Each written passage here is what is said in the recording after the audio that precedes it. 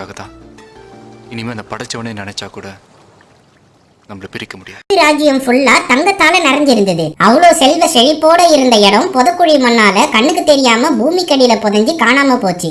அதுல குறிப்பா மந்திர சக்தி கொண்ட ஒரு மாணிக்கக்கல் புதைஞ்சு போன கோட்டைக்குள்ள இருக்குன்னு தெரிஞ்சவங்க அதை தேடி கண்டுபிடிக்க கும்பல் கும்பலா கிளம்பி போனாங்க. ஆனா இது வரைக்கும் யாரும் திரும்பி வந்ததா சரித்திரமே இல்ல. இந்த சமயம் சைனால போர் நடந்துட்டு இருக்க பல இளைஞர்கள் ராணுவத்துல சேர்ந்து சேவை செய்ய ஆரம்பிச்சாங்க. ஆனா ஒரு கிராமத்துல டிஎன்ன்றவரு மக்களுக்கு வைத்தியம் பார்த்துட்டு அவங்க வரலாறுகளை கதையா சொல்லி காலத்தை ஓட்டிட்டு இருந்தாரு. அவரோட டாகி சொன்னதை செய்யும் திறமை கொண்டது. இவருக்கு எல்லாத்தையும் சொல்லி கொடுத்த மாஸ்டர் இப்போ தன்னிலையில இல்லாம போனதால அவர் பொண்ணு ஜூவை சொந்த தங்கச்சி போல பாத்துக்கிறாரு. இப்படி நிம்மதியா போயிட்டு இருந்த ஊர்ல திடீர்னு ஒரு மர்ம காய்ச்சல் வந்து பல பேர் அதால பாதிக்கப்பட்டாங்க. அது என்னன்னு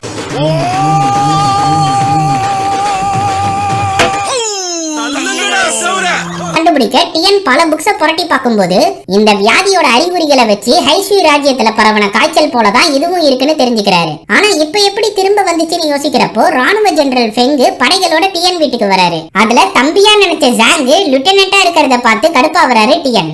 ஏன்னு பார்த்தோம்னா ராணுவ வீரர்கள் இறக்கமே இல்லாம கொல்ல வேண்டி இருக்கும். ஆனா மருத்துவர்கள் உயிரை காக்கிற வேலையை செய்யறதால மாஸ்டர் தத்துவத்தை மதிக்காம ராணுவத்துல சேர்ந்தது டிஎனுக்கு பிடிக்கல. சரி கதைக்கு வருவோம். டிஎனுக்கு ஹைஷி நகரத்தை பத்தி பல விஷயங்கள் தெரியும்ன்றதுனால அங்க இருக்க மாணிக்க கல்ல கண்டுபிடிச்சு கொடு, அதுதான் இந்த வியாதியை குணப்படுத்தும்னு சொல்றாரு ஜெனரல் ஃபெங். அதோட சக்தி மூலமா வர நன்மைகளை விட கெட்டவங்க கையில சிக்கினா கெடுதல் அதிகம்னு புரிஞ்ச டிஎன் என்னால முடியாதுன்னு சொல்றாரு. அங்கதானே உன்னோட அண்ணனை நினைக்கிற சாங்க இழந்திருக்க, அவரை தேட நாங்க உதவி செய்யறோம்னு ஃபெங் சொல்ல அவரை நானே கண்டுபிடிச்சுக்கிறேன், உங்க வேலையை பாருங்கன்னு சொல்றாரு டிஎன். உடனே அவரோட மாஸ்டர் கழுத்துல இருந்த செயினை காட்டி இவரு எங்க பிடியில தான் இருக்காரு, இப்ப முடியாதுன்னு சொல்லு பாப்போம்னு மிரட்டுறாரு ஃபெங். அதை பார்த்த டாகி குலைக்க ஆரம்பிக்குது. டிஎன் அதை கண்ட்ரோல் பண்ண ஜியூ என்ன சொல்றதுன்னு புரியாம நிக்கிறாங்க. உங்க ரெண்டு பேருக்கு தான் அதோட இடம் தெரியும், அந்த மாணிக்கத்தை மட்டும் எடுத்து கொடுத்துரு, வேற எதுவும் தேவையில்லைன்னு ஃபெங் சொல்றாரு. வேற வழி இல்லாம டிஎன் அதுக்கு ஒத்துக்க, உங்க ஆளுங்க கோட்டைக்குள்ள வரக்கூடாது, ராணுவத்தில் இல்லாம ஒரு ஆள் உங்க பக்கம் இருந்தா அவர் அனுப்புங்க, ஏன்னா மாணிக்கத்துக்கிட்ட நெகட்டிவ் எனர்ஜியோட யாரும் வரக்கூடாதுன்னு சொல்றாரு டிஎன். சரி நாளைக்கே கிளம்புங்க, உங்க கூட என் பொண்ணு வருவான்னு சொல்லிட்டு போறாரு ஃபெங். அன்னைக்கு நைட்டு ஏற்கனவே அந்த நகரத்துக்கு போன சம்பவத்தை யோசிக்கிறாரு டிஎன். அதுல ஜூவையும் சாங்கையும் கூட்டிட்டு பாலடைஞ்ச கோட்டைக்கு வந்த மாஸ்டர் தனியா உள்ள போனாரு. அவர் திரும்பி வர நேரமானதுனால இதுங்க மூணும்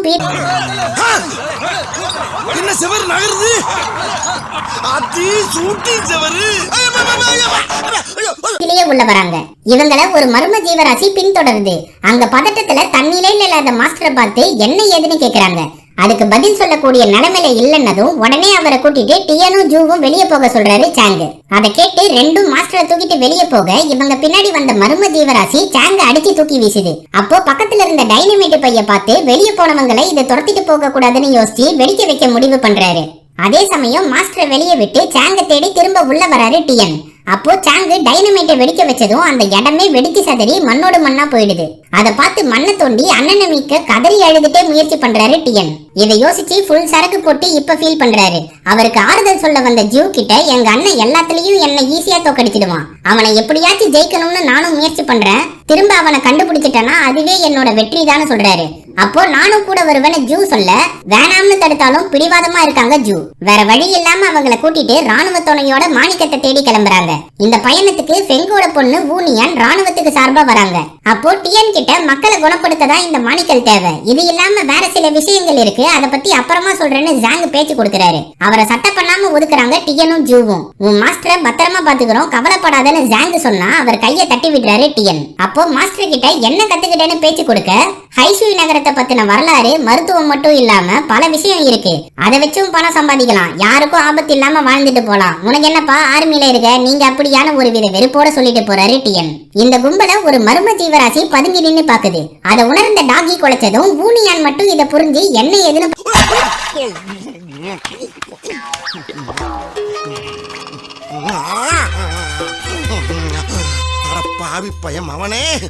பாக்குறாங்க. இது இப்படி இருக்க தன் நிலையை மறந்த மாஸ்டர் எல்லாம் போயிடுச்சுன்னு உளறிட்டு இருக்காரு. அவர் அடைச்சி வச்சிருக்க ஜெனரல் ஃபேங் கிட்ட வூனியான் பயணத்துக்கு போயிட்டாங்கன்னு அல்லக்கை சொல்ல பெருசா ஏதோ திட்டம் போட்டு கிளம்புறாரு ஜெனரல். இந்த பக்கம் ஊனியானோட கண்களை பார்த்த டியன் எங்கேயோ சந்திச்சா போல இருக்கேன்னு ஃபீல் பண்றாரு. அவர்கிட்ட ஜெனரல் ஏன்பா அவர் பொண்ணையே அனுப்பி வச்சிருக்காருன்னு கேக்குறா ஜூ. எனக்கும் தெரியலமா, ஆனா இவ கூட ஏற்கனவே பழகனா போல ஒரு ஃபீல் இருக்குன்னு சொல்றாரு டியன். இத மலை மேல நின்னு பார்த்த ஜெனரல் அவரோட அல்லக்கை கிட்ட என் வாழ்க்கை ஃபுல்லா யுத்தங்களை பார்த்துட்டேன், எனக்கு அடுத்து வழி நடத்த ஒரு நம்பிக்கையான ஆள் இல்ல, அதை சரி செய்ய இதுதான் என்னோட கடைசி வாய்ப்பு, வா கிளம்பலாம்னு சொல்றாரு. கீழே கடுமையான வெயில பொருட்படுத்தாம பாலைவன பாதையில பயணம் பண்ணி போறப்போ அந்த கோட்டை இருக்க இடம் வந்துடுச்சான்னு ஜாங்கு கேட்க, அது வராது வா நாம தான் போனோம்னு மதுரை முத்து காமெடி பண்றாரு டியன். அன்னைக்கு நைட்டு எல்லாரும் ஒரு ஆத்து பக்கத்துல கேம்ப் போட்டு ரெஸ்ட் எடுக்கிறாங்க. அப்போ டியனோட மேஜிக் காம்பஸ் திடீர்னு ஜொலிக்க ஆரம்பிக்குது. அதை பார்த்து வானத்துல இருந்த பௌர்ணமி நிலவை பார்க்கும்போது ஒருவித அமானுஷ்யத்தை உணர்ந்து நிக்கிறாரு. அப்போ ஜூ மகுடி வாசிக்க ஊனியான் காட்டு பக்கமா எதையோ பார்த்து உறைஞ்சு போய் நிக்கிறாங்க. உடனே டாகி அவங்க பக்கம் நின்னு குலைக்க ஆரம்பிக்குது. அதை அன்போட தடவி கொடுக்கறாங்க. அன்னைக்கு நைட்டு எல்லாரும் தூங்கும் போது ஊனியன் சின்ன வயசுல யாரையோ சுடுறதை யோசிச்சு அலறி எழுந்திருக்கிறாங்க. அப்ப அவங்க கண்ணு திடீர்னு மினுக்க ஆரம்பிக்குது. அதே சமயம் வெளிய மர்ம ஜீவராசி அவங்க இடத்த நோட்ட விடுது. இத டாகி மட்டும் உணர்ந்து ஊனியனுக்கு துணையா நிக்குது. ஆனா மர்ம ஜீவராசி எதுவும் பண்ணாம அங்க இருந்து கிளம்பிடுது. அடுத்த நாள் காலையில எல்லாரும் அசந்து தூங்க ஒரு கும்பல் இவங்க ஒட்டகத்தை அவுத்து விட்டு சுத்து போடுறாங்க. அதை உணர்ந்த டாகி கொலைக்க ஆரம்பிச்ச உடனே எல்லாரும் அலர்ட் ஆகி வெளியே வராங்க. அதுக்குள்ள காவலுக்கு இருந்த வீரர்கள் கழுத்துல கத்திய வச்சு உங்ககிட்ட இருக்க விலை மதிப்புள்ள பொருட்களை கொடுங்கன்னு மிரட்டி கேக்குறாங்க. அந்த சமயம் அங்க வந்து ஜாங்கு 2 போர் வீரர்களும் திருட்டு கும்பல் கூட சண்டை செய்ய ஆரம்பிக்கிறாங்க. கூட ஊனியான் சவுக்க சூறாவளியா சுத்தி சும்மா சுத்து போட்டவங்களை சொலட்டி அடிக்கிறாங்க. அதை பார்த்து ஜூவும் டியனும் வாயடைச்சு போறாங்க. ஜாங்கோட உதவி இல்லாமலே திருடர்களை சோலோ பெண் புலி போல வெறித்தனமா விரட்டி அடிக்கிறாங்க. இதுக்கு மேல இங்க இருந்தா வேலையாவாதுன்னு முடிவு பண்ணி தலைதெறிக்க ஓடுறாங்க திருட்டு கும்பல். இருந்தாலும் விடாப்பிடியா ஜாங்கு மத்த வீரர்களோட துப்பாக்கியால சுட்டுட்டே விரட்டிட்டு போறாரு. அப்போ டாகி ஒருத்தரை கொதறி எடுக்க ஊனியான் சவுக்கால ஒருத்தரை பறக்க விடுறாங்க. ஒரு கட்டத்துல முன்னாடி தப்பிச்சு ஓடின திருட்டு கும்பல் அலறி அடிச்சுட்டே துரத்திட்டு வந்தவங்க பக்கம் ஓடி வராங்க. என்னடான்னு பார்த்தா அதிபயங்கர மணல் சூறாவளி அவங்க பக்கம் வருது. அதை பார்த்து எல்லாரும் சதறி ஓடுறாங்க. பல பேர் சாமர்த்தியமா மலை ஒட்டுல பதுங்கி உயிர் பொழைக்க, சில பேர் அந்த சூறாவளியில சிக்கிடுறாங்க. அதுல ஊனியன் எதையோ தேடி போகும்போது அவங்கள காப்பாத்த போன டியன் சூறாவளியில சிக்கிடுறாரு. உடனே சவுக்க பயன்படுத்தி அவரை வெளியே இழுத்து போடுறாங்க ஊனியன். ஒரு வழியா அந்த புயல் ஏரியாவை தாண்டி போனதும் புத்தி இல்லாம எதுக்காக சூறாவளியை நோக்கி போனன்னு ஊனியனை திட்டுறாரு டியன். அவருக்கு பதில் சொல்லாம மாய காம்பஸ கொடுக்கறாங்க ஊனியன். உடனே அவங்க கிட்ட மன்னிப்பு கேட்கலாம்னு வந்த டியனை தள்ளி விடுறாங்க. என்னடான்னு பார்த்தா புதக்குழி மண்ணுல சிக்கி உள்ள போறாங்க ஊனியன். அப்போ சாமர்த்தியமா செயல்பட்ட டியன் சவுக்க கேட்டு வாங்கி அவங்கள வெளியே இழுக்க பாடுபடுறாரு. அது மட்டும் இல்லாம யாரையும் நகர வேணாம்னு சொல்ல பக்கத்துல இருந்த ஜூ இன்னொரு புதக்குழியில மூழ்கி போறாங்க. அதை பார்த்த ஜாங்கு எகிரி குதிச்சு காப்பாத்துறாரு. அவரை இன்னொரு கையால பிடிச்ச டியன் ஒற்றை குச்சி போல இருந்தாலும் பயப்புள்ள முழு பழத்தை யூஸ் பண்ணி முதல்ல ஊனியான வெளியே இழுத்து போட்டு ஜாங்கையும் ஜூவையும் காப்பாத்துறாரு. அப்போ ஒட்டுமொத்த கும்பலும் மணல் சரிவுல உருண்டு போய் ஒரு குகைக்குள்ள விழுந்துடுறாங்க. இவங்கள அங்கேயும் ஃபாலோ பண்ணுது மர்ம ஜீவராசி. அதை உணர்ந்த ஜூ டியன் கிட்ட இத பத்தி சொல்ல, தேவையில்லாம பயப்படாத, நாம இப்போ ஹைசியூ நகரத்துல தான் இருக்கோம்னு சொல்றாரு. அதை கேட்ட ஊனியன், இந்த இடம் உங்களுக்கு மட்டும் தான் தெரியும், ஏற்கனவே தனியா திருட வந்த கூட்டம் தானே நீங்க, அதனால வழி சொல்ற வேலையை மட்டும் பாருங்கன்னு வெறுப்புல சொல்றாங்க. நாங்க அப்படிப்பட்டவங்க இல்லன்னு டியன் சொல்லும்போது இங்க வந்த கதையை பத்தி ஊனியனுக்கு ஜூ சொல்ல ஆரம்பிக்கிறாங்க. அதன்படி ஹைசியூ கோட்டைக்கு மாஸ்டரோட வந்த 3 பேரையும் வெளியே நிக்க வச்சுட்டு உள்ள போற வழியை உண்டாக்க வெடிப்பொருட்களை எடுத்துட்டு தனியா கிளம்பினாரு. அங்க அளவில்லா புதையலும் இருந்துச்சு, அதை விட அதிகமா ஆபத்தும் இருந்துச்சு. அத மத்தவங்களுக்கு சொன்னா தேவையில்லாத போட்டி பொறாமையை உண்டாக்கும்னு முடிவு பண்ணி தான் மறைச்சு வச்சாருன்னு சொல்றாங்க ஜூ. அதை கேட்டு தேவையில்லாதவங்களுக்கு விளக்க கூற சொல்றதை விட்டு வெளியே போற வேலையை பார்ப்போம்னு சொல்லிட்டு முன்னாடி போறாரு டியன். அப்போ மர்ம ஜீவராசியை உணர்ந்த டாகி கொலைக்க ஆரம்பிக்க அதை கூட்டிட்டு வெளியே போற வாசலுக்கு வந்தா அங்க செதறி விழுந்த பாறைகள் அடைச்சிட்டு இருக்கு. அதை எடுக்க ஆரம்பிக்கும் போது சாங்கோட செயினை பார்த்து பதறி போன டியனை கட்டுப்படுத்துறாரு ஜாங்கு. அங்க இருந்த பாறைகளை விளக்கிட்டு பார்த்தா சாங்கோட பணம் இல்லைன்னதும் கண்டிப்பா அவர் உயிரோட இருக்கணும்னு நம்பிக்கையை இழக்காம தேடி பார்க்கலாம்னு சொல்லிட்டு போறாரு ஜாங்கு. கஷ்டப்பட்டு பாறைகளை விளக்கி அந்த குகையில இருந்து வெளியே வந்த கும்பல் பல மைல் தூரம் பயணிச்சு பனி சூழ்ந்த காட்டுக்கு வராங்க. இதுதான் ஹைசியூ ராஜ்யத்துல இருந்த ஆலோசகரோட ரகசிய தோட்டம். இத கடந்துட்டா நம்ம கோட்டைக்கு போயிடலாம், அதனால யாரும் விலகி போகாம நெருக்கமா வர பாருங்கன்னு சொல்றாரு டியன். அப்போ கடைசியா வந்தவர் திடீர்னு ஒரு செடிகளால இழுக்கப்படுறாரு. அதை பார்த்த டாகி மட்டும் குலைச்சிட்டு நிக்க, தேவையில்லாம குலைக்காத, முன்னாடி போலாம்னு சொல்லி கூட்டிட்டு போறாரு டியன். அங்க இருந்த வெள்ளப்பூவை ஒருத்தர் தொட்டு பார்க்க அது செவப்பு பூவா மாறுது. எதையும் தொடாம வாங்கடான்னு அதட்டி கூட்டிட்டு போறாரு டியன். இப்படி ஒருவித பீதியிலேயே அந்த காட்டுக்குள்ள வரும்போது இவங்க கும்பலை சேர்ந்த 2 பேர் பணமா கிடக்கிறத பார்த்து பதறி போறாங்க. அப்பதான் ஒரு அமானுஷ்ய செடி இவங்களை துரத்த ஆரம்பிக்க எல்லாரும் அலறி அடிச்சுட்டு ஓடுறாங்க. அந்த செடியில சிக்கின வீரர்களை அரை நொடியில சுத்தி உயிரை உறிஞ்சி எடுத்து செவப்பு பூவா பூத்து குலுங்க ஆரம்பிக்குது. அதுல ஊனியன் ஒரு செடியோட வாசத்தால மயங்கி விழ அவங்கள காப்பாத்தி தூக்கிட்டு போறாரு டியன். அப்போ பின்னாடி வந்த ஜூ ஒரு பொறியில சிக்கி தூக்கப்படும் போது ஜாங் அவங்கள காப்பாத்தி கூட்டிட்டு போறாரு. முன்னாடி மயக்கத்துல இருந்த ஊனியனுக்கு மாணிக்கத்தை கண்டுபிடிச்ச உடனே டியனை கொண்டுடுன்னு அப்பா ஃபெங்கு சொன்னதை யோசிச்சு பாக்குறாங்க. அவங்கள ஒரு மரத்து பக்கம் உட்கார வச்ச டியன் ஜூவை தேடி போறதா இல்ல இவங்கள பாதுகாக்கிறதான்னு குழப்பத்துல இருக்க, இந்த மாணிக்கத்தை பாதுகாக்கிறது நம்ம கடமைன்னு அம்மா சொன்ன வார்த்தைகளை யோசிச்சு பாக்குறாங்க ஊனியன். உடனே டியன் சூச்சுவை துணியில அடிச்சு அவங்கள மோந்து பார்க்க வச்சு மயக்கத்துல இருந்து தெளிய வைக்கிறாரு. அங்க உட்காந்து லைட்டா சரக்க போடுறத பார்த்து கவலைய மறக்க தண்ணி போடுறீங்களான்னு ஊனியன் கேட்க, எனக்கு அப்பா அம்மா இல்ல, என்னை எடுத்து வளர்த்தது மாஸ்டர் தான். எந்த பிரச்சனை வந்தாலும் அதை சமாளிக்கிற தைரியம் என்கிட்ட இல்ல. அதுல இருந்து என்ன காப்பாத்துறது எப்பவுமே என்னோட அண்ணனா நினைக்கிற சாங்கு தான். இப்ப அவரையும் இழந்துட்ட, மாஸ்டரும் தன் நிலையில இல்ல. அதனாலதான் ஜூவை பத்திரமா பாத்துக்கிற பொறுப்புல இருக்கிறேன்னு சொல்றாரு டியன். அதை கேட்டு உன்னை நினைச்சு எனக்கு ரொம்ப பொறாமையா இருக்குப்பா. கூட பிறக்கலனாலும் அண்ணன் தங்கச்சின்னு பாதுகாக்க உனக்கு உறவுகள் இருக்கு. ஆனா எங்க அம்மாவை இழந்தப்புறம் ஜெனரல் ஃபேங் தான் தத்தெடுத்து வளர்த்தாரு. இது நாள் வரைக்கும் எனக்குன்னு வேற யாருமே இல்லைன்னு ஃபீல் பண்றாங்க ஊனியன். அப்போ நீங்க ஜெனரலோட வாரிசு இல்லையான்னு டியன் அதிர்ச்சி அடைகிறாரு. அதே சமயம் தனியா பின்னாடி இருந்த ஜாங்கையும் ஜூவையும் ஜெனரல் ஃபேங் ஆளுங்களோட சுத்து போட்டு எங்கப்பா டியன்னு கேட்க, அவர் முன்னாடி போயிருக்காருன்னு ஜாங் சொல்றாரு. உடனே ஜூவை துப்பாக்கி முனையில இழுத்துட்டு போறாரு ஜெனரல் ஃபேங். இந்த பக்கம் உன்னை போல நானும் ஒரு அனாதைதான ஊனியன் சொல்ல, அதான் இவ்வளவு ஆபத்தான இடத்துக்கு ஜெனரல் ஃபேங் உன்னை அனுப்பி வச்சான் போலன்னு சொல்லி ஃப்ரீயா விடு, இனிமே நாம தோஸ்துங்க, புரியுதா? உனக்கு ஒரு கதை சொல்றேன் கேளுன்னு சின்ன வயசுல அவங்க ஊர்ல ஒரு பொண்ணு கூட விளையாடும் போது குட்டி பாம்பை டியன் காட்டினதும் அதை எடுத்த பொண்ணு உத்து பார்க்க பாம்பு எதுவும் சீண்டாம அமைதியா இருக்கு. அதை பார்த்த டியன் திடீர்னு ஏன் உன் கண்ணு வேற மாதிரி மாறிச்சுன்னு கேட்கும்போது அவங்க ஊர்ல கலவரம் நடக்கிற சத்தம் கேட்டு என்ன ஏதுன்னு ஓடி வந்து பாக்குறாங்க. அங்க போர் வீரர்கள் பல பேரை சுட்டு தள்ளிட்டு இருக்க டியனை ஒரு ஓரமா உட்கார வச்சுட்டு அவளோட அப்பா அம்மாவை தேடி போறா சின்ன பொண்ணு. அவ பின்னாடி போகாம பயந்து உக்காந்ததால என் தோழியை இழந்தேன். இன்னைக்கு வரைக்கும் அவ எங்க இருக்கான்னு எனக்கு தெரியல. இந்த பயம் தான் என்னோட அண்ணன் சாங்கையும் இழக்க வச்சதுன்னு சொல்றாரு டியன். அதை கேட்ட ஊனியன் இந்த சம்பவம் தான் எப்பவும் என் கனவுல வரும்னு யோசிக்க, உன் கண்ணு அப்பப்போ வித்தியாசமா மாறுதேன்னு டியன் சொல்லும் போது டாகி குலைக்க ஆரம்பிக்குது. அதை கூட்டிட்டு வந்தா ஜூவை புடிச்சிட்டு வர ஜெனரல் ஃபேங் முன்னாடி வந்து நிக்கிறாங்க. வேற வழி இல்லாம டியன் அவங்களையும் கூட்டிட்டு காட்டு தாண்டி போக கொதிக்கிற தண்ணி குளத்துக்கு முன்னாடி வந்து நிக்கிறாங்க.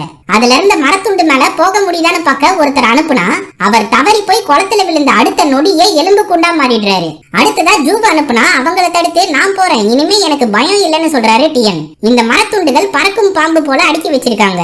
அதன்படி நடந்து போனா எந்த ஆபத்தும் இருக்காதுன்னு தெரிஞ்ச டியன் ஒரு அடியா எடுத்து வைக்காம காத்துல பறந்து அட்டகாசமா நடுவுல இருக்க பெரிய மரத்துண்டுல வந்து நிக்கிறாரு. இதுக்கு மேல இன்னொருத்தர் உதவி தேவை, என்ன பண்றதுன்னு டியன் யோசிச்சுட்டு நிக்க, நான் போறேன்னு ஜெனரல் ஃபேங் கிட்ட சொல்றாங்க ஊனியன். அவனை என்ன பண்ணணும்னு தெரியும்ல, பாத்துக்கோன்னு சொல்லி அனுப்புறாரு ஃபெங். உடனே அட்டகாசமா எகிரி வந்து அவங்க சவுக்கு மூலமா டியனுக்கு முன்னேறி போக உதவி செய்யறாங்க. ரெண்டு பேரும் சிறப்பா அந்த ஆபத்தான பாதையை கடந்து போகும்போது ஒரு கட்டத்துல டியன் தடிக்கி விழுந்து ரெண்டு மரத்தை பிடிச்சிட்டு நிக்கிறாரு. அப்போ ஊனியனோட கண்ணு ஜொலிக்கிறத பார்த்து நீதான் என்னோட சின்ன வயசு தோழி ஜோஜோன்னு சொல்றாரு டியன். அந்த ஆத்துல ஏதோ ஒண்ணு இறங்குனதுனால அவங்க கண்ணு ஜொலிக்க ஆரம்பிக்குது. அதை பொருட்படுத்தாம டியனை சவுக்கால தூக்கி கரைக்கு வந்து சேர்றாங்க ஊனியன். அவங்க கிட்ட நீதானே என் ஜோஜோன்னு டியன் கேட்க, செதறி கிடந்த மரத்துண்டுகள் சீராகி வழியை உண்டாக்குது. அதுல ஜெனரல் ஃபேங் எல்லாரையும் கூட்டிட்டு கரைக்கு வந்து சேர்றாங்க. அப்போ கொதிக்கிற ஆத்துல இருந்து அரக்கத்தனமான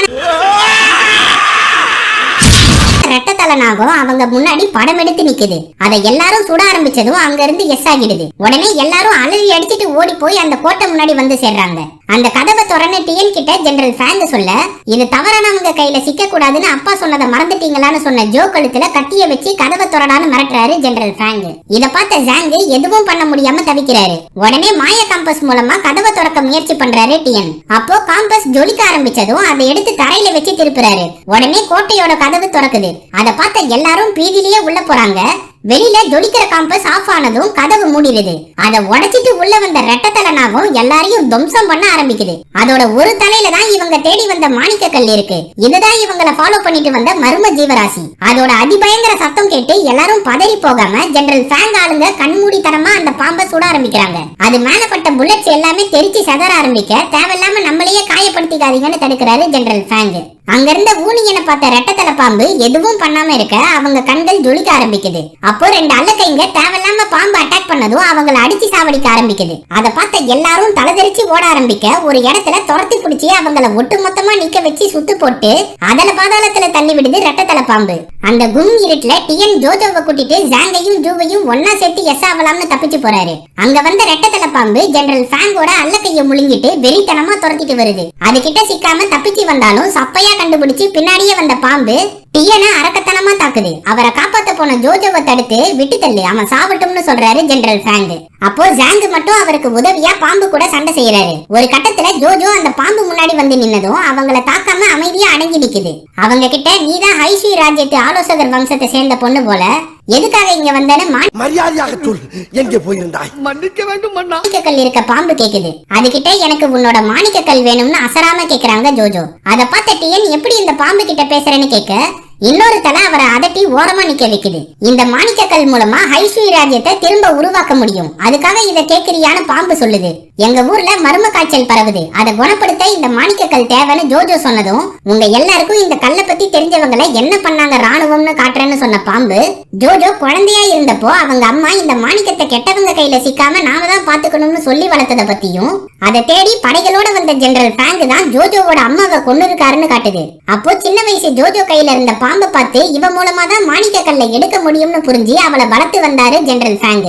அது மட்டும் இல்லாம மக்கள் குடிக்கிற தண்ணில கண்டத கலந்து இந்த வியாதியை உருவாக்குனதே இந்த ஜெனரல் ஃபேங் தான் பாம்பு சொன்னதும் ஜோஜோவோட உருவமே மாறி பாம்புக்கு பக்கபலமா வந்து நிக்கிறாங்க. அதை பார்த்து கிட்ட நெருங்கி வந்த டியன் கழுத்தை பிடிச்சி என்ன காரணம் சொன்னாலும் இந்த மாணிக்கக்கல்லை எடுத்துட்டு போக யாருக்கும் அனுமதி இல்லைன்னு சொல்றாங்க ஜோஜோ. அவங்க கிட்ட உன்ன போல நாங்களும் ஹைஷி நகரத்தை பாதுகாக்கிற வம்சத்தை சேர்ந்தவங்க தான், அதை புரிஞ்சுக்கோன்னு டாலரை காட்டிட்டு என்ன இருந்தாலும் மக்கள் உயிர் தான் முதல்ல முக்கியம், அதனால மாணிக்கத்தை கொடுன்னு கேக்குறாரு டியன்.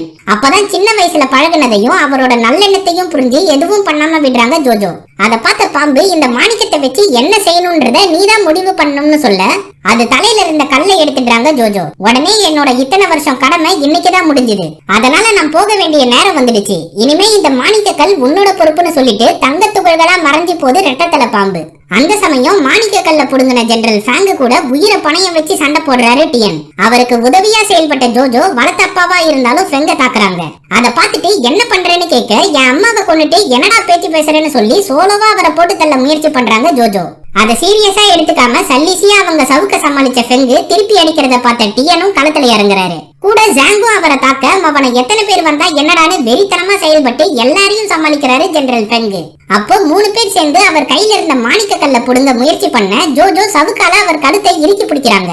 இவங்க கூட சேர்ந்து டாகியும் அவர் டிரெஸ்ஸை இழுத்து பிடிச்சு கடிக்க ஜாங்க உதச்சி தள்ளுறாரு ஃபெங்.